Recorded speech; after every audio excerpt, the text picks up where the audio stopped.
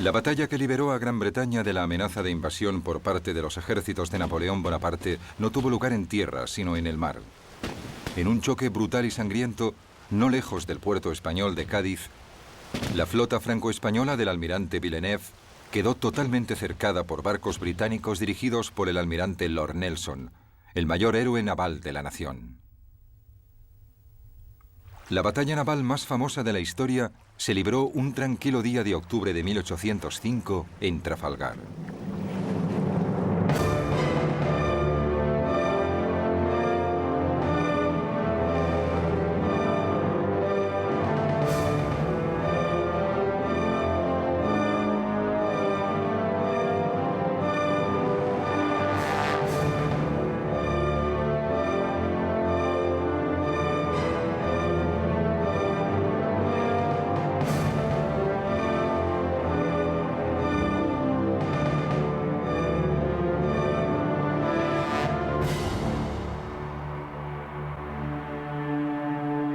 Trafalgar.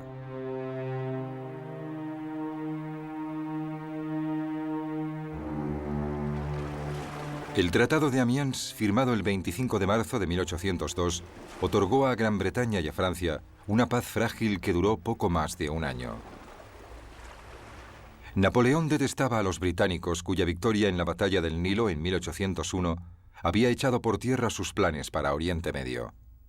Además, el tratado fue apenas un intervalo entre guerras, durante el cual el emperador reconstruyó su armada y urdió minuciosos planes para invadir Inglaterra. Cuando las hostilidades entre los dos países volvieron a comenzar en 1803, Napoleón había construido ya una impresionante armada, por lo que el temor británico a una invasión francesa crecía día a día. El clamor público británico para que se diese una respuesta tangible al renovado militarismo francés hizo que las defensas terrestres del país fueran mejoradas significativamente, y Gran Bretaña, al igual que la Francia de Napoleón, también empezó entonces a reforzar su armada. En 1803 se unieron a ella otros 20.000 hombres, muchos de ellos reclutados obligatoriamente en la marina mercante, y en un frenesí constructor se botaron 80 nuevos barcos de guerra en un período de apenas 12 meses. Aunque no se hubiera producido este rápido aumento de su flota, a principios del siglo XIX Gran Bretaña ya poseía la armada más profesional del mundo, formada por marinos experimentados y disciplinados, ejercitados por un entrenamiento de primer orden que los convertía en una formidable fuerza de combate. Hay varias maneras de juzgar la eficacia de una armada. Y creo que deberíamos empezar por echar un vistazo a los oficiales. Los oficiales de la Marina Real se conocían entre ellos desde hacía mucho tiempo. En realidad, habían empezado juntos como aspirantes a oficiales a los 10, 11 o 12 años de edad. Y cuando se convertían en capitanes, llevaban ya unos 30 años en el mar. Eso quería decir que había un cuerpo de oficiales con una gran experiencia como marinos y mucha habilidad con la artillería. Los franceses, por el contrario, acababan de pasar por una revolución y casi todos sus aristócratas habían sido guillotinados. Y la Marina Real Francesa anterior a la revolución había sido una organización muy aristocrática. Todos los que tenían alguna vinculación con la nobleza habían huido del país para evitar ser guillotinados o sufrir cualquier otro de los castigos a los que se sometía a los representantes del antiguo régimen, como se denominaba. El almirante Villeneuve, como sus oficiales superiores, pertenecían al segundo o incluso al tercer nivel de comandantes navales franceses. Y esto, que en lo más alto de la jerarquía no era bueno, se repetía en todos los estratos hasta el más bajo. Las tácticas navales bélicas británicas y francesas eran muy distintas. Las francesas durante la batalla solían ser defensivas, para limitar el daño que se pudiera infligir a sus barcos e incrementar sus posibilidades de huida, en lugar de luchar por una victoria decisiva. Cuando los franceses se dieron cuenta de que no podían medirse en combate con la Marina Real, decidieron intentar inmovilizar a los barcos británicos. En el momento del ataque, un artillero francés disparaba mientras el barco se aproximaba, lo que significaba que dicho artillero disparaba contra las jarcias enemigas. Por lo tanto, los franceses siempre disparaban para evitar el movimiento de sus enemigos, mientras que los británicos disparaban a los cascos de los barcos enemigos para intentar hundirlos.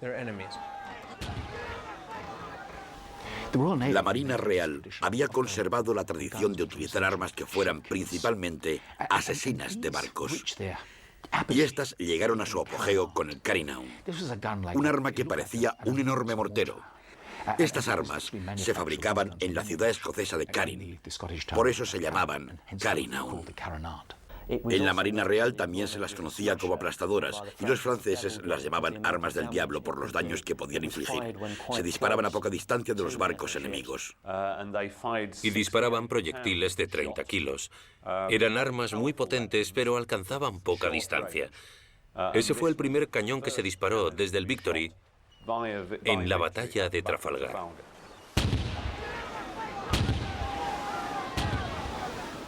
De las variadas tácticas que se utilizaban para causar daños en los barcos enemigos y matar a los que iban a bordo, barrer un barco era la más efectiva. Para conseguirlo, un buque debía pasar junto a la popa de su oponente, desde donde podía lanzar los proyectiles de sus cañones de popa a proa. Eso permitía concentrar la potencia de todo el lado contra la zona más débil del barco enemigo. Así evitaban que el enemigo maximizara su potencia de fuego mientras se maximizaba la propia. Cualquier objetivo del barco que se pudiera alcanzar, se alcanzaba. Si estás disparando a través de la popa del barco, puedes darle a cualquier parte del barco. Puedes darle a los 3 mástiles si lo deseas. Cuando no era posible llevar a cabo las complicadas maniobras que se necesitaban para barrer un barco durante el fragor de la batalla, los buques luchaban costado, con las bordas casi tocándose y los cañones disparando a bocajarro contra el enemigo. El combate costado con costado, que se había convertido en la manera más común de atacar un barco enemigo, había evolucionado desde el siglo XVI. Principalmente lo que se solía hacer era ponerse en paralelo al navío adversario y disparar con los cañones. La desventaja de luchar costado con costado era que se tardaba mucho tiempo en tener algún efecto sobre el buque atacado. Era totalmente increíble la cantidad de impactos que un barco de 3 gruesas cubiertas de madera de teca y un casco fabricado también con teca podía llegar a soportar. Cuando Nelson escribió en su famoso memorándum antes de la batalla de Trafalgar que ningún capitán puede equivocarse mucho si coloca su buque junto al del enemigo, hablaba por experiencia. Había visto los efectos de un ataque costado con costado lanzado contra el interior estrecho de las cubiertas de armas de un buque de guerra. El efecto del fuego disparado desde otros buques al costado de un barco lo que producía era romper la madera del lugar del impacto en enormes y peligrosas astillas que volaban en todas direcciones por las cubiertas de armas inferiores, causando un caos absoluto y graves heridas a los hombres. A menudo provocaban la muerte, pero más frecuentemente infligían importantes mutilaciones. Los artilleros ingleses eran más rápidos en la tarea de cargar sus armas que los de la Marina francesa, principalmente por su nivel de formación. Además, tenían mejor puntería que sus homólogos franceses. Todos los cañones se cargaban por su boca, pero los artilleros disponían de diferentes tipos de munición, según el objetivo que intentaran alcanzar. Los proyectiles redondos y sólidos se disparaban para causar daños estructurales. Los proyectiles de barra, que eran 2 balas de cañón unidas por una barra de acero, se lanzaban girando por el aire para atacar los mástiles. Igualmente existía el proyectil de cadena, que era una bala de cañón partida en 2 mitades, unidas por una cadena que cuando se disparaba daba vueltas por el aire para alcanzar las velas y las jarcias.